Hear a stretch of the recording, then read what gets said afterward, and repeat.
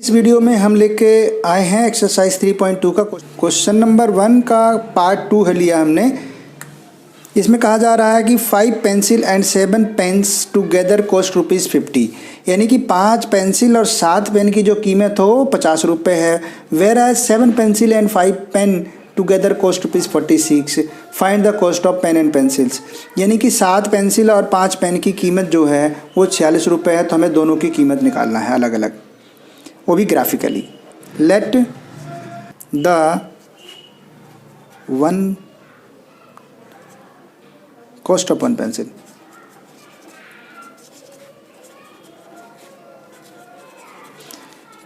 Pencil equal to X rupees and the cost of one pen equal to Y rupees, हमने मान लिया। ठीक है, अब देखिए एक पेन की कीमत पता है X है, तो एक पेंसिल की कीमत हमें पता है कि X रुपये है, तो 5 पेंसिल की कितनी होगी, 5 से मल्टीप्लाई कर देंगे। एक की जितनी है उसको 5 से मल्टीप्लाई करेंगे अकॉर्डिंग टू क्वेश्चन। अब हम क्या करेंगे,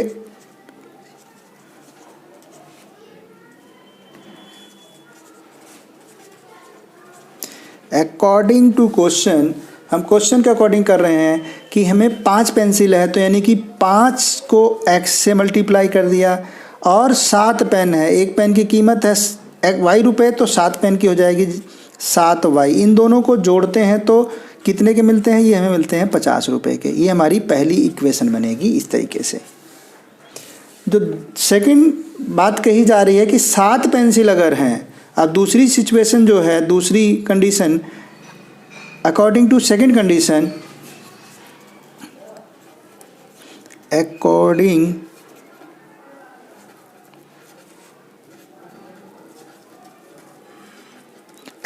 टू सेकंड कंडीशन, अब क्या है, 7 पेंसिल है, यानी कि 7 पेंसिल, एक पेंसिल X की है, 7 पेंसिल हो जाएगी 7 मल्टीप्लाई बाई X, और 5 पेन है तो 5Y। ये कितने के बनते हैं जी, ये हमें मिलते हैं 46 रुपीज़ के। ये हो गया 46 थी हमारे पास, हो गई इसकी सेकंड इक्वेशन। ग्राफिकली हमें सॉल्व करना है, तो दोनों इक्वेशंस की हम बनाएंगे यहाँ पर टेबल। आइए बनाते हैं। तो पहली इक्वेशन लिख लेते हैं। पहली इक्वेशन हमारे पास क्या है, ये हमारे पास है 5x + 7y = 50। ये हमें दिया हुआ है। हम एक वेरिएबल के बराबर, किसी भी वेरिएबल के बराबर लिख लेते हैं। ये हो जाएगा हमारे पास 5x = हो जाएगा 50 - 7y, एंड x = हो जाएगा 50 - 7y डिवाइडेड बाई, ये नीचे चला गया 5 हो गया। इसकी टेबल तैयार कर देते हैं।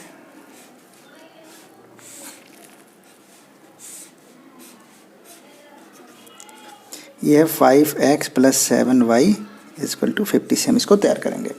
ठीक, चलिए कर लेते हैं। इसमें हम y की वैल्यू को पुट करेंगे तो x की वैल्यू हमारे पास आ जाएगी। देख लेते हैं, ये हो जाएगा 50 - 7। y की वैल्यू मान लीजिए हम यहाँ क्या रखें, कुछ भी ऐसा नंबर रख सकते हैं जिससे बहुत बड़ा भी ना हो। मान लीजिए हम 5 रख लेते हैं, तो क्या आएगा देखते हैं। 7 × 5/5, तो हो जाएगा, ये हो जाएगा 50 - 7 5 = 35/5 बचा 35 5 40 10 50 15/5 = 3। हमारे पास आएगा 3। 5 1 = 5 और 5 3 = 15, ये 3 आ गया। चलिए दूसरा नंबर लिख लेते हैं। x = हम दूसरा कोई भी नंबर रख सकते हैं, बहुत बड़ा भी ना हो, और मान लीजिए ऐसा हो नंबर हो जो पूरा पूरा डिवाइड हो जाए। अगर डिवाइड पूरा नहीं होता है तब भी हम इसको कर सकते हैं, लेकिन अगर पूरा पूरा डिवाइड हो जाता है तो हमें इजी हो जाएगा करने के लिए। -7 मल्टीप्लाई क्या रखें, हम यहाँ रख लेते हैं, एक नंबर रख लेते हैं 10 रखते हैं। 10 रख लिया हमने, तो क्या आएगा हमारे पास देखते हैं। हो जाएगा 50 - 7 70/5 = -20/5 = -4 आ गया। 5 1 = 5 5 4 = 20, तो -4 आ गया। चलिए 10 तक जा रहा है, कोई बात नहीं। इससे हम दूसरे इक्वेशन की भी बनाते हैं टेबल। तो दूसरी इक्वेशन यहाँ एक बार लिख लेते हैं ताकि कोई गलती होने के चांसेस ना हो। 7x + 5y = 46 हमारी दूसरी इक्वेशन है। इसमें भी एक वेरिएबल के ही बराबर हम इसको लिखते हैं। देखिए इसमें हम लिख लेते हैं एक वेरिएबल के बराबर इसको भी लिख लेते हैं, तो हो जाएगा 7x equal to 46 minus 5y, और हो जाएगा x बराबर हो जाएगा 46 माइनस 5y डिवाइडेड बाई ये 7 नीचे आ गया। ठीक है जी। अच्छा ओके, अब हम यहाँ टेबल भी बना लेते हैं एक छोटी सी, ताकि हम इसको कर सकें। x है, ये y है, यहाँ हम लिखते हैं 7x plus 5y equal to 46, जो हमारी टेबल हमारी इक्वेशन है। हम यहाँ पर y की वैल्यू को पुट करेंगे, हमारे पास है y, ठीक है। y की वैल्यू को पुट करेंगे तो हमें x की वैल्यू निकल करके आएगी। कर लेते हैं, देखते हैं क्या आएगा। x is equal to 46 minus 5 कितने से मल्टीप्लाई करें। अब यहाँ भी ध्यान देना होगा कि पूरा पूरा ये डिवाइड भी हो जाए, ऐसा ना हो कि डिवाइड ना हो, डिवाइड भी हो जाए पूरा पूरा, ताकि हमें जब इस नंबर को प्लॉट करेंगे ग्राफ पर तो हमें वहाँ दिक्कत ना हो, हम इजी तरीके से इसको कर सकें। तो हम यहाँ ले लेते हैं, अगर 2 लेते, माइनस का 2 ले लेते हैं तो क्या आएगा देखते हैं। 46 प्लस 5 2 = 10, और ये हो जाएगा डिवाइडेड बाई 7, 46 और हो जाएगा 57 बाई 7, 56 बाई 7 हो गया। तो 7 1 = 7, 7 8 = 56। तो यहाँ पर हमें निकल करके जो वैल्यू आ गई x की आ गई वो 8 आ गई। ठीक है जी। हमने लिया -2 था, हमारे पास वैल्यू आ गई 8। दूसरा एक और नंबर ले लेते हैं, हमें 46 माइनस 5 कितना और ले सकते हैं देखते हैं। अगर हम 5 ले लेते हैं तो देखते हैं क्या आएगा।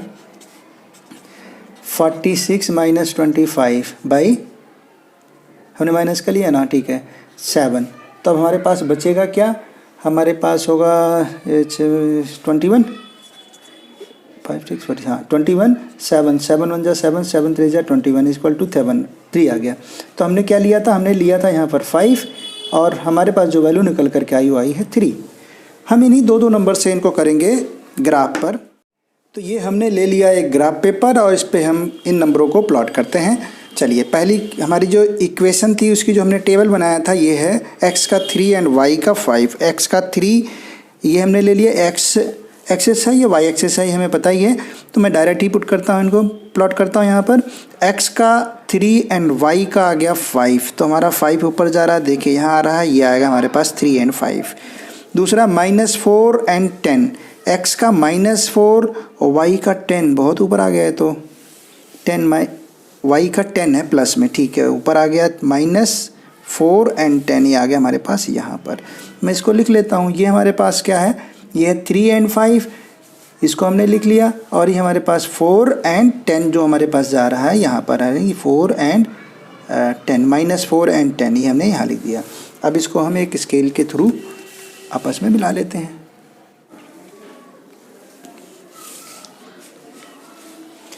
तो ये हमने इसको मिला लिया। चलिए, अब दूसरी जो एक इक्वेशन थी उसका जो हमने टेबल बनाया है ये है x का 8 एंड y का जो है, इसको हम थोड़ा और बढ़ा लेते हैं। x का 8 y का -2, x का जो है 8 कहाँ आएगा, यहाँ, y का -2 नीचे आएगा, तो y का -2 ये आ गया यहाँ पर। दूसरा है x का 3 एंड y का, इसको हम लिख लेते हैं 8 एंड -2।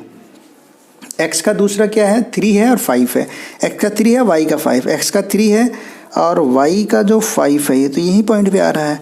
ओके, नो इशू, ये हमारा 3 एंड 5 दूसरा भी आ गया, तो यहीं हम 3 एंड 5 इसको भी लिख लेते हैं, और इसको हम फिर आपस में ये मिला देते हैं ताकि ये क्लियर हो जाए। ये हो गया, ये हमने इसको आपस में मिला दिया। तो अब हमारे पास देखिए इसकी इक्वेशन हम इस पर लिख देते हैं। हमारे पास है, इसकी इक्वेशन थी 5x plus 7y equal to 350। इसकी जो इक्वेशन है वो हम लिख देते हैं, ये 7x plus 5y equal to 46, ये था। अब देखिए, क्योंकि हमें ग्राफिकली इसको सॉल्व करना है, तो हम क्या करेंगे, ये दोनों नंबर जहाँ पर आपस में मिल रहे हैं, दोनों लाइनें जो आपस में जिस पॉइंट पर इंटरसेक्ट करती हैं, ठीक है, यहाँ पर कर रही हैं, तो ये पॉइंट क्या है, x का 3 है और y का 5 है। तो x का 3 और y का 5 कौन सा है, x equal to 3 and y equal to है 5। तो हमने x किसे माना था, यहाँ देखें, हमने x माना था पेंसिल को। पेंसिल की कीमत थी x रुपये और पेन की कीमत थी y रुपये, यानी कि जो पेंसिल की कीमत होगी, जो पेंसिल होगी पेंसिल x रुपए की थी तो x की वैल्यू यहाँ आ गई 3, मतलब 3 रुपए की एक पेंसिल थी। और पेन की कीमत कितनी है y, और y की वैल्यू यहाँ पर आ रही है 5, यानी कि ये आ गई हमारी 5 रुपीज़। तो ये जो हमारा आएगा यही आएगा इसका आंसर।